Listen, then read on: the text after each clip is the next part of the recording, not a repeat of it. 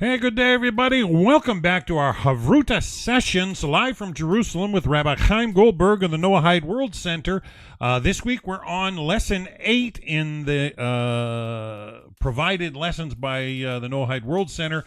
I've posted the links down below in both Facebook and YouTube if you want to follow along with today's material. And there's also the sign-up session link if you wanted to sign up. I'm excited. Beautiful lessons, getting better and better every week. And I heard we're going to have Rabbi Hirschler show up with us in about 45 minutes, which is always exciting to see him. Haven't seen him in a couple of months. But, yeah, in the meantime, let's just tune right in to Rabbi Goldberg. Shalom, Rabbi. You're live on the air. We're going to turn the class over to you, sir. Good evening. Good evening, everybody. Good evening from Jerusalem. Can you hear me fine? Everything is fine. Yes, excellent. So let's dive inside straight ahead. I will put the framework, okay? What we're doing basically, I understand that Michael is from here, from Jerusalem today. Very nice. Show yourself. Show yourself. No, I don't want to show myself. Fair enough. Don't be shy. I will put the framework, okay? What we're doing now is interesting, but we all know that there are 7 basic laws of the Noahide, but it is much more, okay, than the 7 laws of Noah. And the first one is not to respect God, not to curse God. But the truth is that it's much more profound, and we have an obligation to knowledge God. Now it's a problem. Why this is a problem? Because you can't express God with words that we are speaking. And the reason is very simple. God is above those words. He created those words. So we don't really have the possibility of defining God. And it's also more than that, we can't really touch, okay, exactly God. We can speak more about his appearance. But there is a long history, a lot of discussions about what is this God and how can we get related with him. And the Hebrew tradition have a unique way of looking at those points. And this is why we're learning the Kuzari, especially that this book of the Kuzari is speaking with a non-Jewish person. The rabbi is speaking with the Kuzari king. It's a true story, but what is written down, it's not the exact wording that happened in this discussion. So this is a framework that we have.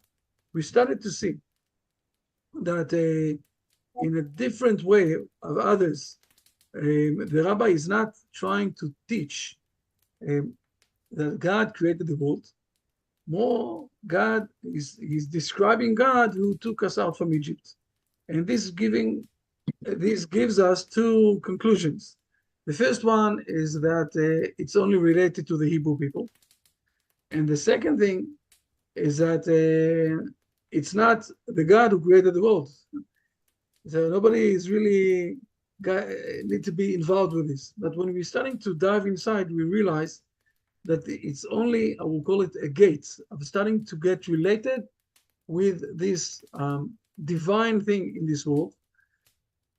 By him guiding the Hebrew nation and doing miracles and guiding this nation towards the promises that he gave in the prophets, we realizing that there is something, okay, that is above all the laws of nature, and he have the ability of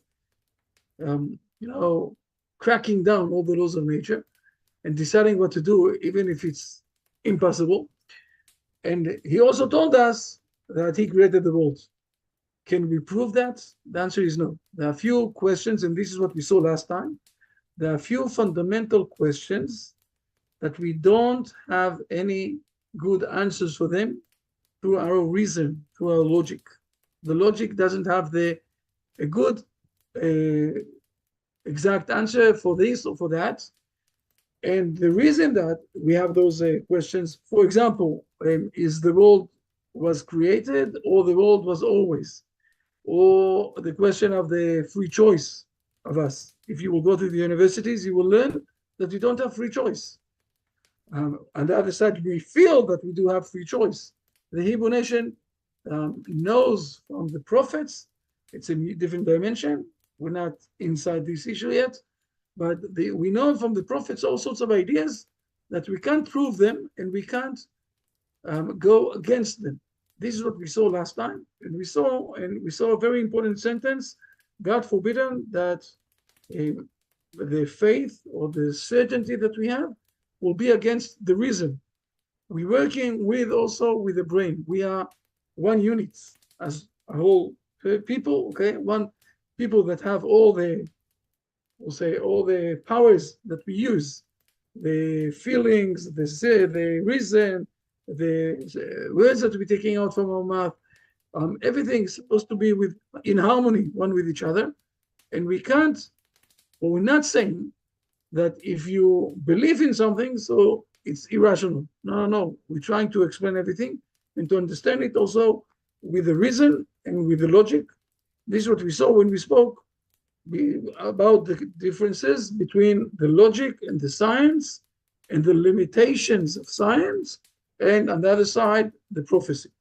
This is what we saw till now. Now we're going to dive another step inside to realize, to understand more the relation that God have with the Hebrew nation and through the Hebrew nation to the whole world. So let's dive inside, straight ahead, inside to what we have here. Okay. I'm sharing the screen as usual. If there are any questions, don't hesitate. Just, break over and start to speak with me and say what you have. Now we're going to learn. I know it's a bit long. I don't know if we will manage everything to see tonight. Maybe it will take twice, not only once. And I gave, I will say, the name of this chapter, okay, is Miracles in History, okay, and the testimony of the divine inside the Hebrew history. But let's go step by step. Please, if it's okay, you can see that it starts a new issue. Okay, let us now return to the subject and read, please, until 82. Okay, please. Okay, Miracles in History, Eyewitness Testimony to Divine Intervention. In point 80, Kuzari says, "Let us now return to our subject and explain to me how your belief grew, how it spread and became general, how opinions became united after having differed, and how long it took for the faith to lay its foundation and to be built up into a strong and complete structure. The first element of religion appeared, no doubt, among single individuals who supported one another in upholding the faith which it pleased God should be promulgated. Their number increases continually, they grow more powerful, or as a king arises and assists them, also compels his subjects to adopt the same creed." 81, the rabbi says, "In this way, only rational religions of human origin can arise. When a man succeeds and attains an exalted position, it is said that he is supported by God, who inspired him, etc. A religion of divine origin arises suddenly. It is bidden to arise, and it is there like the creation of the world." Al-Kuzari says, "Well, thou surprises me, O Rabbi." Okay, first of all, again, you have how do you call it here? Just a moment, where it is. Okay, you have the chat room, and please write down to whom he is referring. Okay, the Al-Kuzari in this note 80, when he's speaking. To what religious is he referring? What religious he is describing in point 80?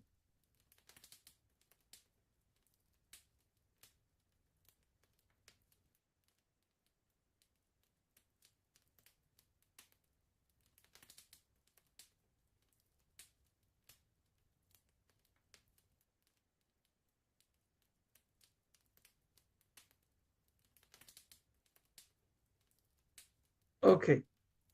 Um,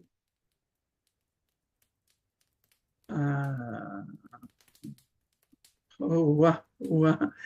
Jacob is going to all of the for everything. Okay.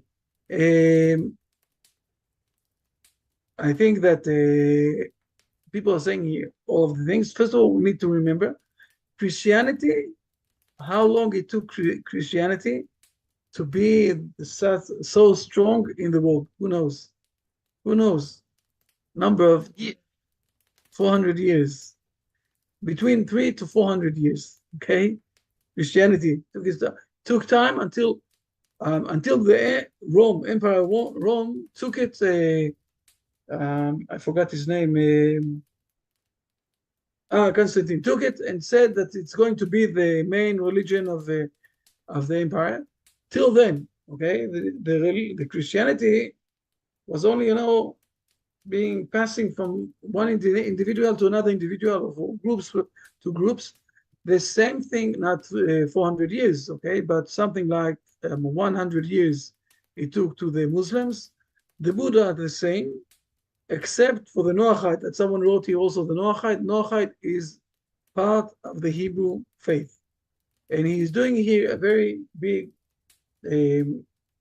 he's doing a very big differentiation between all the religions and the Hebrew religion. The Hebrew religion came to this world, appeared in this world, just like the creation of the world. The creation of the world doesn't have any points, okay? Mike, if you have any questions, don't hesitate, ask me, okay? You can have yes, please. Yes, Rabbi Chaim, thank you very much for inviting me to speak, and I want to say hi, everybody, and thank you for participating also. So I don't understand. Noah was one man. Abraham, Avinu, was one man. Why is it that this is not considered why is it that it's not considered the same? Is it because these people were found worthy and then God approached them, whereas the other religions are just individuals becoming inspired and they happen to hit upon some truth that God had already placed in the world? What's the difference between Noah and Abraham versus any of these other religious figures? Okay. First of all, it's a very nice question, but the answer is in 83. And we didn't read it yet, okay? In 83, we're going to read it, and we're going to explain it to understand it. In a nutshell, I will say that you're more than right, that God appeared to them. And it's not that they said to themselves, we understand what's happening, but the other religions also saying that God appeared to them, okay? But let's wait for a moment. We'll read 83 and we'll see exactly why it's such a mind-blowing situation. But first of all, we need to understand what he is doing here. At this point of time, the Kuzari is first of all trying to do a very hard differentiation between a religious that is coming from the mindset, the reason, the logic of the people, and step by step is conquering more and more people that will join this ideology, this set of mindsets, this set of rules, or those dogmas that this ideology or this faith is holding, opposed to what happened with the appearance of God, okay? And now he's going to speak, and it's very important to understand, and this is what we're going to discuss now. He's going to show us how exactly happened the beginning with the Ten Commandments. And we will see something very, I will say, amazing, that God gave us, first of all, few things, and then only he gave us the Ten Commandments. But still, all of this, I will say, faith, I don't like the word faith, all of this certainty that the Hebrew nation is living in, the Hebrew nation is not in a faith. The Hebrew nation is living in some sort of a certainty how to live this life and how to be a nation in the way that is related with God. I think this is the main way to describe the Hebrew nation. And he will explain everything in 83, but there's a difference, okay? It suddenly came, just like, and today also the science, when the science, it's really new, okay? Only in the last 80 years, the science is saying that the world started from the, how do you say it in English? The Big Bang, okay? So this Big Bang, how long did it took? You know, I'm an educator, and I was the high school principal for a very long time. And from time to time, people came that they broke their hand, and they came with the big, caves of the that is holding their hand for a few weeks to repair what they broke. And I asked them how long it took to break your hand, and usually they answered me it was a minute. I landed not in the right way when I played basketball, whatever it is. And I said to them, and how long it's taking to repair this? And they said to me, it's a long time, 6 weeks, 8 weeks. And I said to them, remember, to break something, it's a minute. To build it up again, it's a long time. Okay, but what we learn here, okay, what the Kuzari is saying to us, that the creation of this world was also outside of the limits of time. And it was suddenly. And the same thing also is with the faith, with the certainty of the Hebrew nation, how to live. So let's see, please, 83. It's a bit long, but it's worth it. So you will manage that, right? Please. Okay, Please 83. The rabbi replies, "It is indeed astonishing. The Israelites lived in Egypt as slaves, 600,000 men above the age of 20, descendants of the 12 tribes. Not one of them had separated or emigrated into another country, nor was a stranger among them. They looked forward to the promise given to their ancestors, Abraham, Isaac, and Jacob, that the land of Palestine should be their inheritance. At that time, it was in the power of 7 mighty and prosperous nations. Whilst the Israelites sighed in the depths of misery under the bondage of Pharaoh, who caused their children to be put to death, lest they should increase in number, notwithstanding their lowly position as compared to the tyrant in his might, God sent Moses and Aaron before Pharaoh with signs and miracles, allowing them even to change the course of nature. Pharaoh could not get away from them nor harm them, neither could he protect himself from the 10 plagues which befell the Egyptians, affecting their streams, land, air, plants, animals, bodies, even their souls. For in one moment at midnight died the most precious and most beloved members of their houses, every firstborn male. There was no dwelling without dead except the houses of the Israelites. All these plagues were preceded by warnings and menaces, and their cessation was notified in the same way, so that everyone should become convinced that they were ordained by God, who does what he will and when he will, and were not ordinary natural phenomenon, nor wrought by constellations or accident. The Israelites left the country of Pharaoh's bondage by the command of God the same night and at the same moment when the firstborn died, and they reached the shores of the Red Sea. They were guided by pillars of cloud and fire and led by Moses and Aaron, the venerated, inspired chiefs, then about 80 years of age. Up to this time, they only had a few laws, which they had inherited from Adam and Noah. These laws were not abrogated by Moses, but rather increased by him when Pharaoh pursued the Israelites. They did not have recourse to arms, being unskilled in their use. God, however, divided the sea, and they traversed it. Pharaoh and his hosts were drowned, and the waves washed their corpses towards the Israelites, so that they could see them with their own eyes. It is a long and well-known story. My question is very simple. Look, he is aiming to one thing. He is going to speak in 87. We're going to speak about the appearance of God in the 10 Commandments. But he's doing here something else. He's speaking about let me summarize it. And if you disagree with me, this is your time to speak, okay? He's doing something else here. He's explaining how the Hebrew people, the Hebrew nation, started from nothing, just like their religion, okay?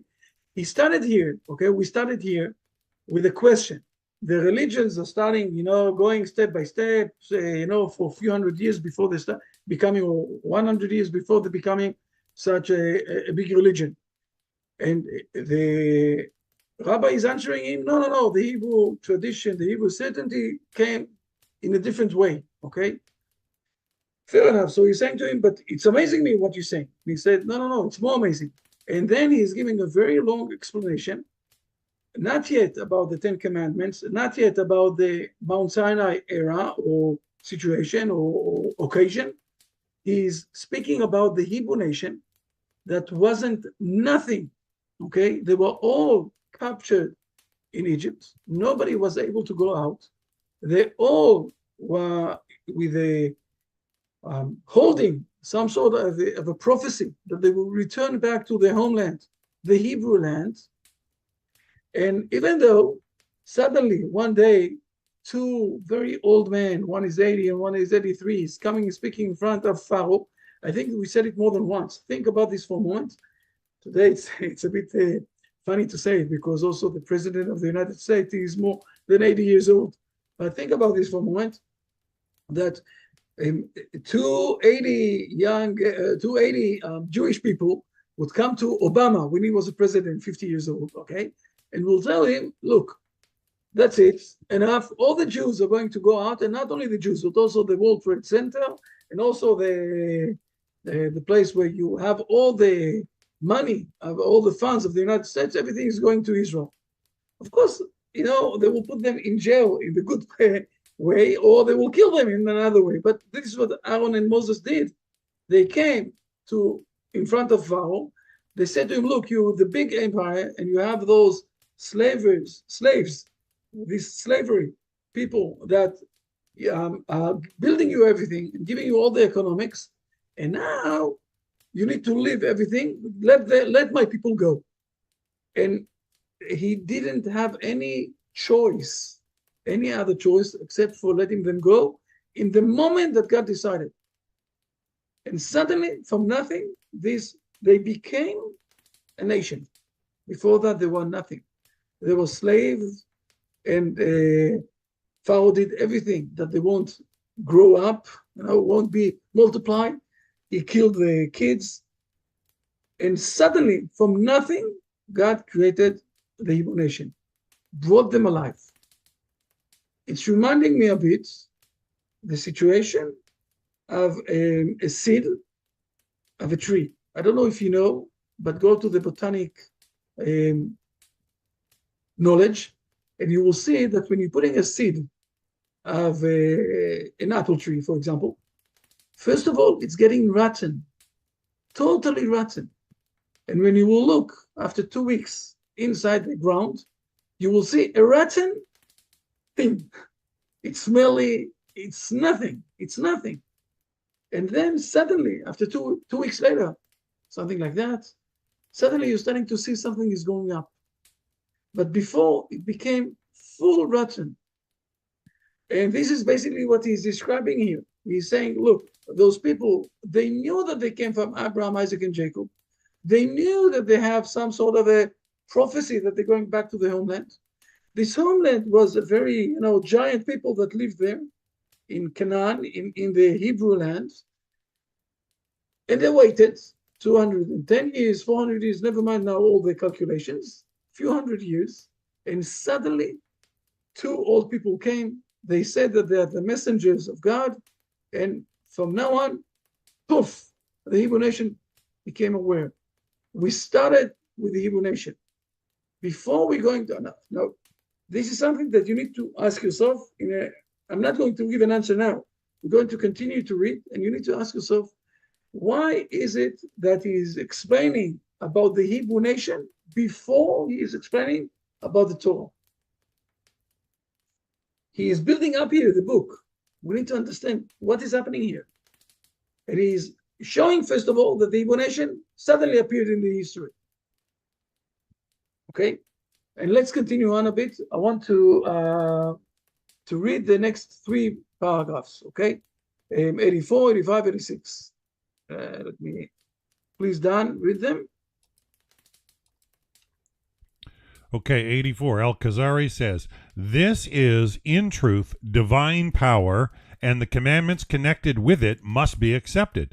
No one could imagine for a moment that this was the result of necromancy, calculation, or fantasy, for it had been possible to procure belief in any imaginary dividing of the waters and the crossing of the same.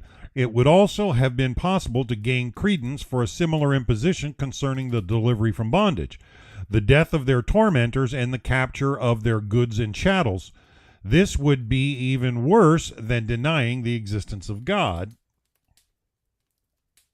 Continue on. The rabbi says, "And later on, when they came to the desert, which was not sown, he sent them food, which, with the exception of Sabbath, was created daily for them, and they ate it for 40 years. Kuzari says, "Well, this is also irrefutable, a thing which occurred to 600,000 people for 40 years. 6 days a week the manna came down, but on the Sabbath it stopped. This makes the observance of the Sabbath obligatory, since divine ordination is visible in it." Now, all of this that we read now, until now, it's a preparation for 87 that is going to explain in a very long way what exactly is the reason and why and how God gave us suddenly the Torah in the Mount Sinai and the Ten Commandments. And again, I'm bringing the question, why is he insisting of speaking about few important things, very important things, that the Hebrew nation came out from Egypt, and with all of the miracles there, and also the manna that happened before? Why is he insisting of putting this, I will say, this issue of the Hebrew nation before he is putting or is giving us how exactly the Torah appeared in front of us? Does someone have any idea why? It's okay, don't be shy. It's okay. If you don't have ideas, it's also okay.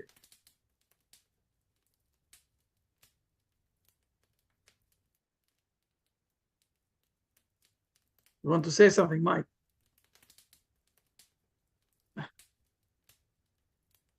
Fair enough. If you have, please. Yes, yes, yes. Would you take the question just a little bit, because you're speaking now about the revelation of the Torah also, and I don't think we've gotten to that point in the text. He didn't yet. The revelation of the Torah, we're going to speak in 87, and he's going to describe in a very profound way what happened in the Mount Sinai and why God did this issue of Mount Sinai. And this is going to answer why or how we understand that the Hebrew faith appeared suddenly, not in a way of growth like the rest of the religions, okay, that we have. And my question is very simple: why is he giving some sort of ideas? Okay, he is speaking about the Hebrew nation before he's speaking about the Torah. Why? This is my question. Why? Because with any other faith, it's a matter of rational thought. Whereas what I think the Kuzari here is trying to emphasize is that, well, like you said, Rabbi, the spontaneity comes along with the fact that it's a simultaneous testimony from 600,000 people all at once, that all of a sudden all of these people said, yes, this is my God. It's because it's not rational. Does that answer your question? I'm not 100% sure. You started good, but you went to a different side, okay? And I will say another thing that's very important to understand. If you will look, and we have it also here, okay? Just a moment where it is.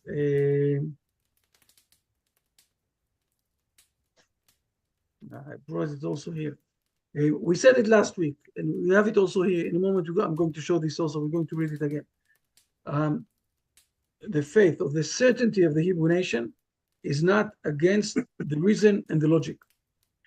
And I'm referring again, maybe I need, you started good, okay? You started to say there's a difference between the rational faith that the Christian started, or the Muslim started, or Buddha started, you know, and when something is starting with the rational, it's related to everybody in this world. But if something is coming from God suddenly, so we need to say God spoke with someone. And before we're going to speak about what he gave to us, we need to understand to whom he spoke. It's a very important point, okay? I will say it like that. There is a very big debate today, okay? A spillover from what's happening in Israel to the Muslims, okay, that are fighting against Israel. There's a spillover in Europe and also in the United States that the Muslims is trying to come back and to say we're also part of the history, we want to be part of it, and they're doing it in a very hard way, a very aggressive way. Yes, and but it's coming from two different, I will say, totally different way of thoughts. I'm speaking in very general way, okay? The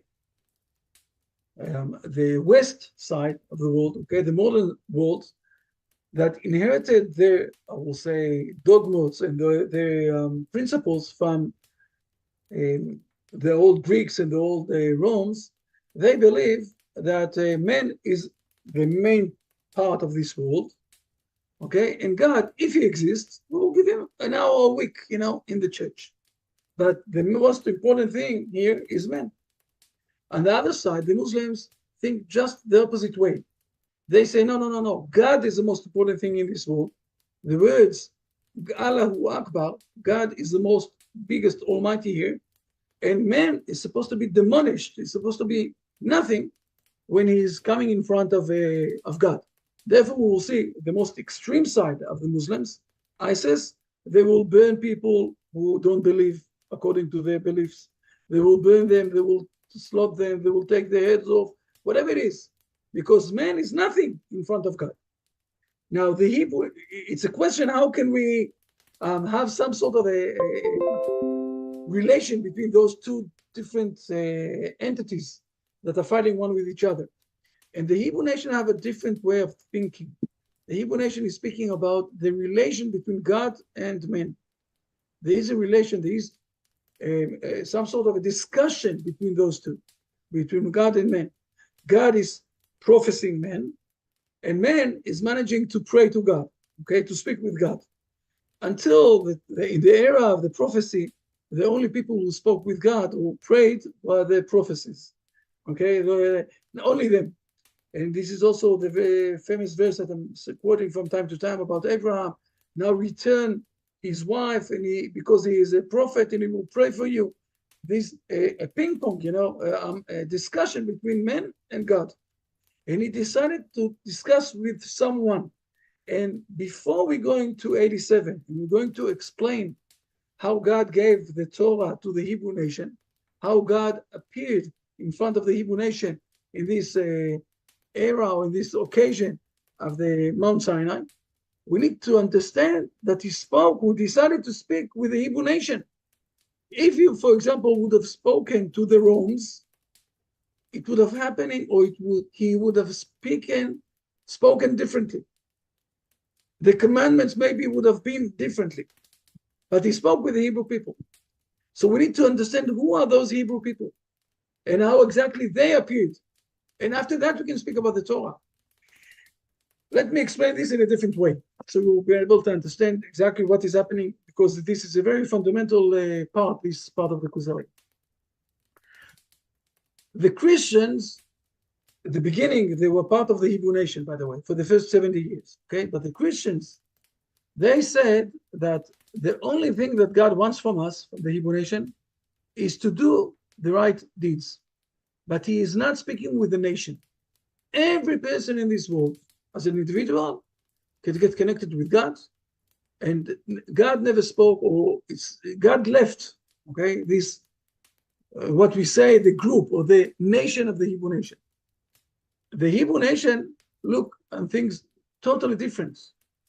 First of all, we are a nation. We are behaving in the right way. Fair enough, good. If we're not behaving in the right way, we'll get punished. But God is not leaving us because we are behaving in this or in that way. If you will ask, what is the more important, the Torah or the nation? I will give you an example. We're going to learn this in the next part, okay? But we all know the story of the golden calf, and I will give it to you now in a very interesting way of how to look at this, okay? Moses is going down from the mountain. He's holding the 10 Commandments in his hands, the two Luchot HaBrit, okay, the two stones that with all of the 10 Commandments. And God is saying to him, look, the nation that took out from Egypt, they are worshiping idolatry. So Moses is asking him, what is the problem? And God said, but I said not to worship idolatry. Moses said, where is it written down? God is saying to him, in your hands, you're holding the stones that it's written down. Don't worship idolatry. And what Moses is doing, he's throwing down the stones, right? Breaking them. He says to God, it's not written anymore. And God is not wiping off the Hebrew nation. So who is more important? Okay, the Torah or the Hebrew nation? God spoke first of all with the Hebrew nation. Now we're going to understand exactly what He spoke with them. But this is the beginning, or this is, I will say, the first foundation that on top of this we can speak about the Torah that suddenly appeared in this world. Now also the Torah is doing the same thing. I'm going to show you for a moment, okay? Let's jump for a moment to the, sorry, just a moment. I'm sorry that I didn't prepare it. Just a moment, okay? Let me move all the things that are bothering me here. If we will go to Exodus, okay? We all know Exodus. In chapter 14, the Hebrew nation is going out from Egypt, okay? In 13, 14, okay? After chapter 14, we have chapter 15, where God, they're doing the big song that they got rescued. God killed all the people, all the Egyptians people inside. Now, in what chapter are we getting the 10 Commandments, Mount Sinai? Only in chapter 20. What is happening in between? What is happening in chapter 16, for example? Okay. In chapter 16, the people of Israel, the entire community, started to complain against Moses. We don't have anything to eat. And then what's happening? God is promising them, behold, I'm going to rain down for you bread from heaven, the manna. Now, it's amazing. God is saying to him that I'm going to test them, okay, to test them. Are they going to follow my teaching? Because I'm going to give it to them only in the 6 days. In the 6th day, they need to prepare the manna for the 7th day. And Moses and Aaron are not telling them about these 6 and 7 days. They're not telling them. And what will happen? If we will continue on, we will see that, and there's also another thing here, but at the continuance of this story, that at the 6th day, suddenly it came past the 6th day that they gathered double, and they didn't know what happened. And they came to Moses and they asked him, what happened here? And now suddenly Moses is telling them, this is what God told me. But we see that it's very, I will say, normal for them to behave in the way that God asked them to behave, even though he didn't explain everything. And only after that, we'll continue on and we'll come to the Mount Sinai, and the Hebrew nation will accept the Torah from God. So what he is doing here, Rabbi Yehuda Levi, when he is explaining or he's giving us the fundamental idea that the Hebrew nation faith, or we'll call it certainty, okay, the Hebrew nation certainty of how to behave in this life, first of all, have the foundations of this nation. And also the nation started from nothing, suddenly, because God decided now they're going out from Egypt. And at this specific time they went out from Egypt, they didn't even have the time to bring their matzot to become a bread. Okay? Suddenly they need to go out, go away. That's it. Now you're starting your life. Now you're starting your history. Just like with what will happen with the appearance of God in the Mount Sinai and giving them the Torah. And it's very important to realize that we have, I will say, this relation between the nation and the Torah, nation and God, and it's going together. We all, I will say, we have a full discussion one with each other all the time, how to behave and what is our relation with God. And then those who are joining us, getting also the connection and the relation with God. So this is what we saw at the beginning of this part. Now we are ready to read 87 and to understand also specifically about God giving us the Torah suddenly, like he created us from nothing, suddenly, okay? If there are any questions, this is the time. Maybe you wrote something in the chat. Rabbi, Emily had her hand up for quite a while. Yes, please, Emily, please ask, feel comfortable, yes. Yes, Rabbi. No, I think, I mean, my mindset could have been off in what I was thinking. I was thinking, with Moses, Aaron coming to Pharaoh is establishing the identity that these are my people and this is what I am going to do. And I have to do these things in order, not just for Pharaoh to know, but for them to know this is what I am going to do for you, but this is what I expect out of you in return before giving the law. It's interesting what you're saying. You finished? No, if you finished. No. It's just, this is what I expect out of you. You are coming from nothing. I am pulling you out. I am doing this so you see that, yes, these things are happening because I am simply me.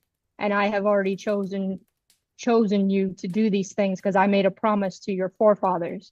So I'm not going to break that promise. I'm going to bring you out of what I said I was going to do. And I'm going to give you the starter, think of like a starter kit of what you need to do to get going as a nation, to reestablish your knowledge of me because you have been in bondage for so long. And then I am going to put it in writing in a standard for you once we get to this place. I will, first of all, you're saying very, very good things, okay? But for that, let's go back to Genesis and let's read Genesis. And I never saw in Genesis a promise or explanation or even not a hint, okay, that God is going to give us a Torah. More than that, if Dan, if you can read for a moment, verses 2 till is that Genesis chapter 6? Genesis chapter 6, from verse 2 to verse 8, please. Okay. God spoke to Moses, and he said to him, I am the Lord. I appeared to Abraham, to Isaac, and to Jacob with the name Almighty God, but with my name Yud-Keh-Vav-Keh I did not become known to them. And also I established my covenant with them to give them the land of Canaan, the land of their sojournings in which they sojourned. And also I heard the moans of the children of Israel, whom the Egyptians are holding in bondage, and I remembered my covenant. Therefore, say to the children of Israel, I am the Lord, I will take you out from under the burdens of the Egyptians, and I will save you from their labor, and I will redeem you with an outstretched arm and with great judgments. And I will take you to me as a people, and I will be a God to you.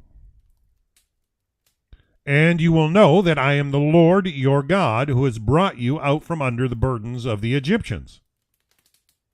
I will bring you to the land concerning which I raised my hand to give to Abraham, to Isaac, and to Jacob, and I will give it to you as a heritage. I am the Lord. Now look, Emily, you look at these verses, you don't see that God said that he's going to give the Torah. The only thing that they understand that they are supposed to get is to inherit the land as God promised to the Hebrew fathers. We need to understand, he's going to, in 86, what we are going to read in a moment, okay, 87, sorry, he's going to explain what happened that God gave us the Torah. But we need to understand that when you read Genesis and what a normal person of a normal Hebrew person in Egypt, what exactly he expected, that Moses and Aaron will take them to the promised land. Okay? We need to understand what happened there, that suddenly God said to us, this is also the Torah, go. Suddenly he gave us the Torah. Okay? But until then, first of all, we need to know God spoke with the Hebrew people. There is a reason why he's speaking with the Hebrew people. He promised them to take them out from Egypt to the promised land, and he's doing it. And in the middle, there's also, why did he decide to take the Hebrew people? Because he promised their fathers. Because also, when what we saw in Genesis chapter 16, they are, I will say, in a natural way, they're working like God asked them to work, okay? He's saying to them, I will give you the manna for 6 days. And in a very natural way, on the 6th day, they took all of them, twice amount. And they said to Moses, what's happening here? Why did you took twice amount? And Moses is telling them, this is what God told me, that the Sabbath is a very unique thing, and we're not allowed to worship or to work on Shabbat. Okay? But it's some sort of something very natural for this nation. This is why God is speaking with this nation. But this is, I will say, the ground that is building up to whom God is going to give the Torah. Now we need to understand. So what happened here suddenly that God is giving the Torah? We need to understand that. And we're starting here with first of all, with the mindset that it's not something that we are logically understand and therefore we're building it up or something like that. God is giving it, first of all, to the Hebrew nation. He is speaking with the Hebrew nation. And then we need to understand what is happening. Okay? Are there any more questions? I think that 87, I know that I gave it already last week, but I think that now to read 87 until the end of this part, this is something that we're going to do next week. But I'm here for more questions. Are there any more questions that people wants to ask me?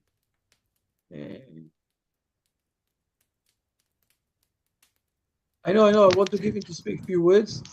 Can you hear me? Can you hear me, Rabbi? Yes. Can you hear me? Okay. My question is okay. Is it the best of both? Is it okay? Okay. Are we talking about the best of both worlds, where the individual family goes a collective witness? Yes, this is basically what's happening here. Okay, before it was only an individual family, large as it was, 70 people, but it was only an individual family. It was a large family, but it was a family. And what happened in Egypt, and this is what I said before, it's like the seeds of the tree, okay, or seed of everything.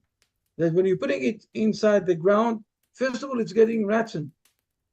And this is what happened to the Hebrew nation. It got rotten. It got demolished there, okay? And then suddenly, from nowhere, God decided this is the time they're going out, okay, from Egypt.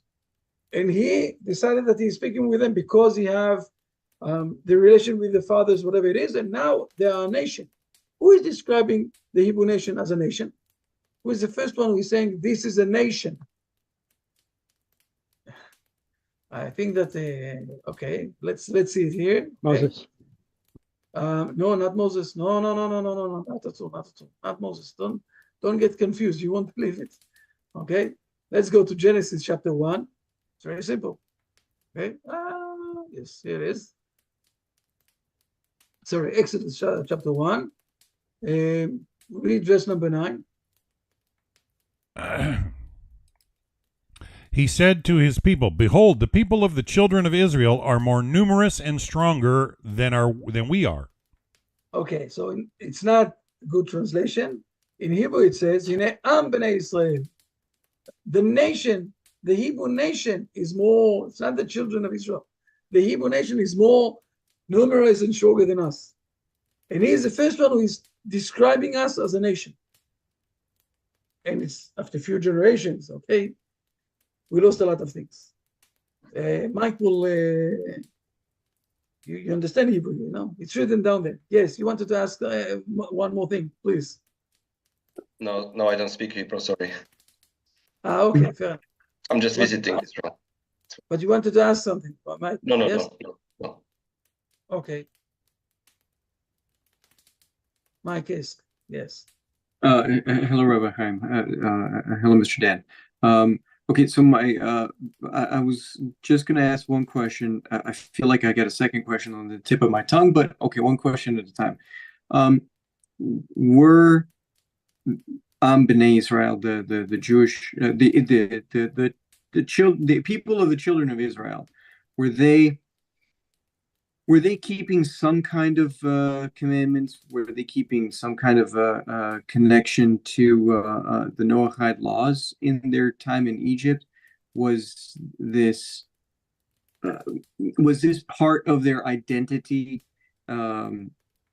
collective identity as one people, that they maintain that connection with the promise of God? Was there an element to that? Is that important to learn for this discussion, or is that kind of not relevant?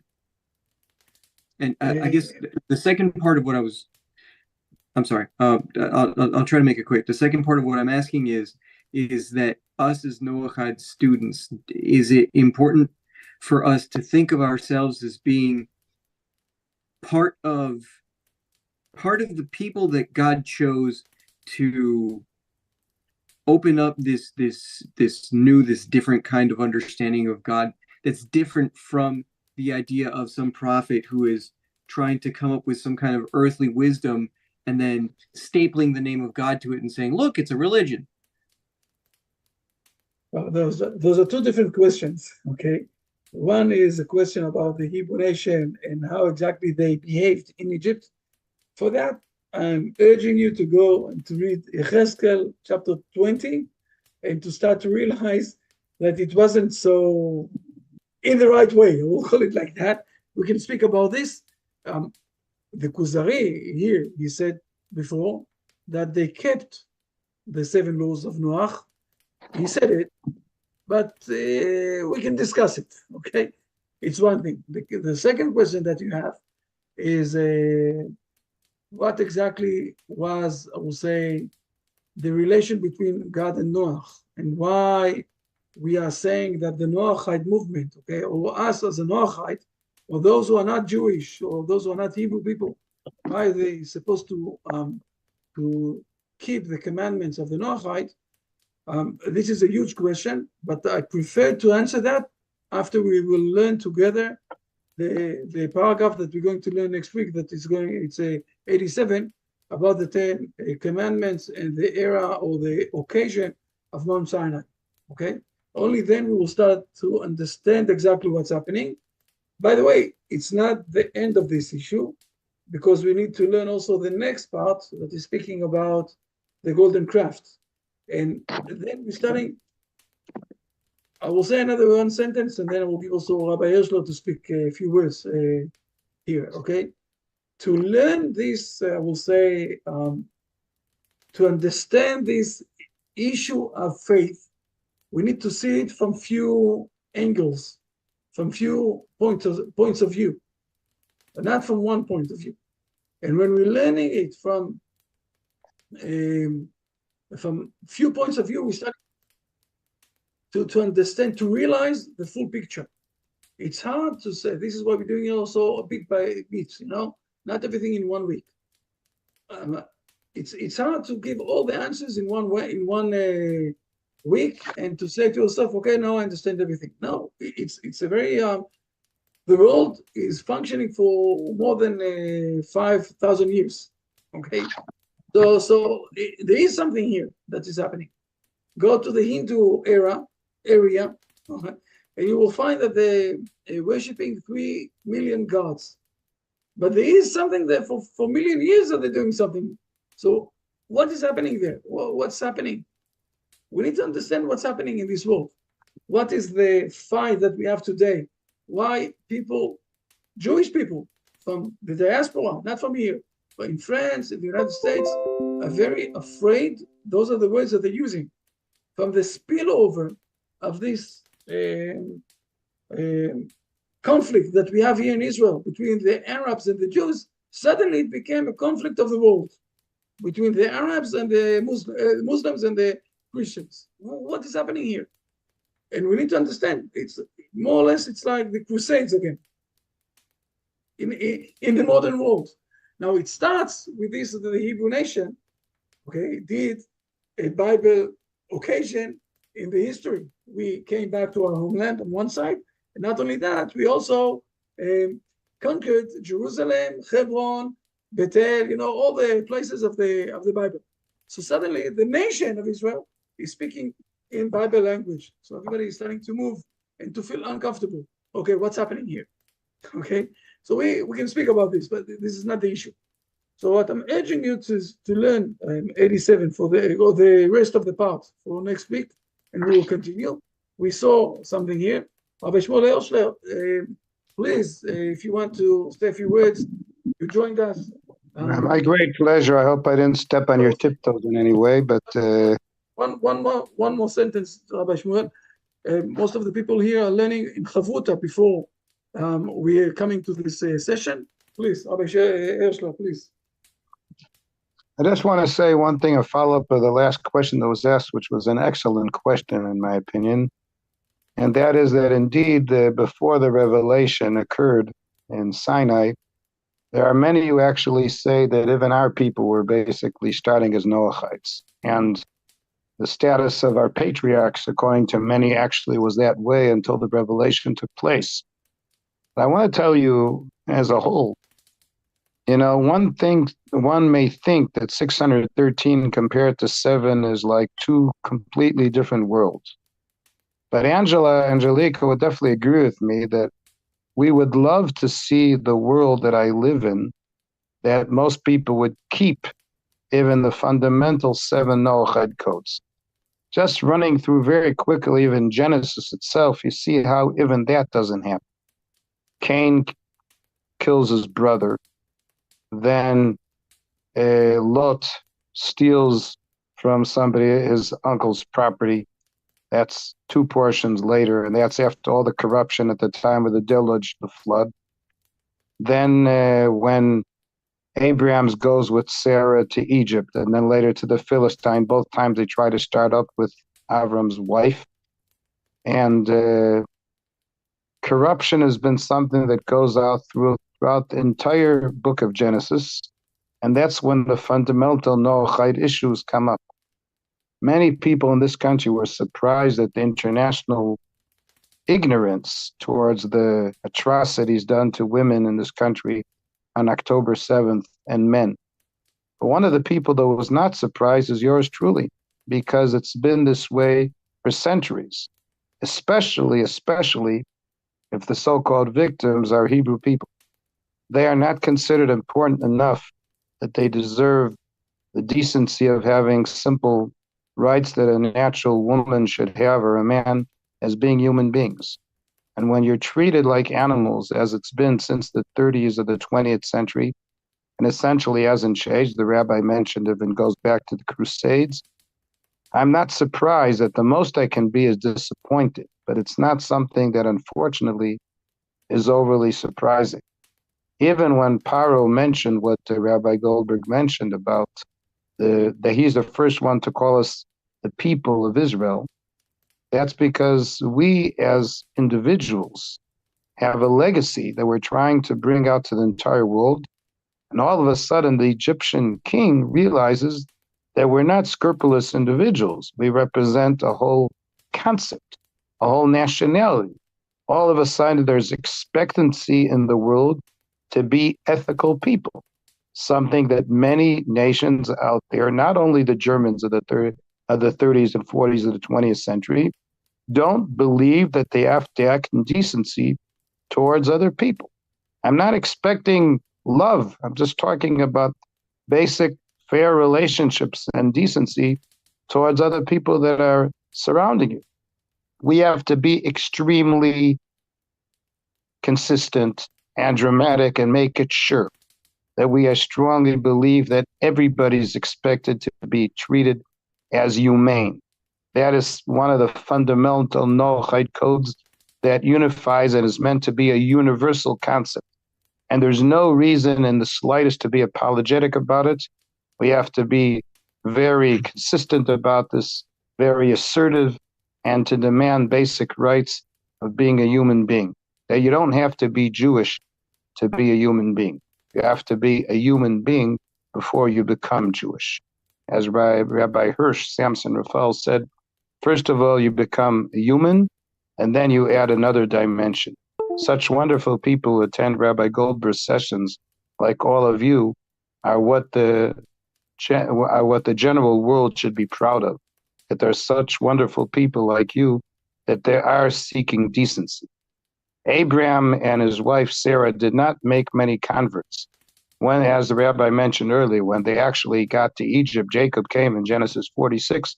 He only met 70 Israelites. That includes all the children and grandchildren. These people did not convert to become Jewish. They were decent people that he and his wife, to raise. Those are the type of people we are proud of. People like Hagar, people like those who raised Yaakov's children. Was a lady by the name of Devorah. She wasn't born Jewish at all, but she was a decent individual. And I want to invite all of you to join us in creating a moral legacy that make this world me more proud of to live in. I'm not a youngster anymore, comparatively, and I feel very disappointed that the world is not progressing at all in the concept of being more ethical, except people like you and others, which are such a wonderful spark and star in a world where there's been a lot of darkness in recent times. And I only wish all of you to have continued success in all of your endeavors, continue to build up nice families, continue to make love between people and communication, that we can have a more fresh and a more decent place and pride to be around. But we have to be extremely assertive and to denounce any violence, any maltreating towards women or men alike, irrespective of what religion you belong to. Thank you for your time. Thank you so much, Rabbi Hirschler. So good to see you again, sir. It's an honor. Always have wonderful words to add. And I think, people need to understand the difference between being a human being and a beast, just a raw animalistic beast. And I hope that people grow out of their. You just taken my home city, Chicago, last week. 8 people were killed in homicide in one evening. It barely was mentioned on the news. Can you believe me, Dan? This is true. Eight people. Eight people were murdered in one day in Chicago. It barely passed the news. After 2 broadcasts, they moved on to other topics. Like you understand where we're living? It's a normal everyday occurrence or something. Yeah. This is not Saudi Arabia. This is in the United States. We're in the city that I was born. This is what you're talking about. Wow. Yeah. I think we need to be more civilized for sure, and definitely more attuned to the well-being of our fellows in community for sure, to make the world a better place. I find that often, though, we get stretched very thin. I find there are those that are in need and are always give, and often it gets too taxing, and they fail to realize that they put their needs, they make their problems everybody else's problems, and there's only so much resources any one individual has, and I'm not going to give until I can't give no more, in the sense that it's just insane. And I find too often, though, the greater the need, the greater the response should be, but in reality it's not there. So I mean, I got to be realistic often, and as much as we'd all like to do nice things in this world and help people, I think those that are attuned to receiving need to have a shift of mindset and take responsibility for their own lives, and not make their problems someone else's. First work on yourself to be able to work on making the world a better place, but personal development's got its place for sure. And I don't know, it's difficult. You're dealing with certain problems that are called wicked problems. They're not just simple. There's no simple solution. And I know I'm hoping that we get a change of government up here in Canada, because their solutions always seem to make the problem worse, it seems. But sorry to hear about those incidences in Chicago, and barely scratched the news. I mean, we've seen more incidents up here in British Columbia. I mean, people getting stabbed and all kinds of stuff. It's terrible. I mean, the world's got to have some moral compass, and I believe that what Hashem has laid down in the Torah has not just great merit, but it has the blueprint for life. Dan, with your permission, I need to go out from the Zoom. You can stay if you want with Rabbi Hirschler, or to yourself. If there are more things, you can also send me an email. I'm really sorry, but I need to move another few minutes to another place. But thank you very much, everybody. Prepare yourself for the next part. Read it again, learn it again. Okay, so we don't have a lesson 9 for this week then to do this week? No, to continue the next part. What we didn't read yet, what we didn't learn yet, with a new point of view of eyes that I gave you. Okay, with this thing, and fair enough. I need to go. So I'm really okay, sorry. Rabbi. So Hashem willing, you're in for next week. I'll keep the Zoom room open for a while if anybody wants to chit chat. I'm going to close out the live broadcast. All right. Thank you so much, everybody, for joining us for our Chavruta session with Rabbi Chaim Goldberg of the Noahide World Center. We will be back next week, continuing from point 87. So till then, have a wonderful, wonderful week, everybody. Bye for now. Hey, Dan. Hey, Dan.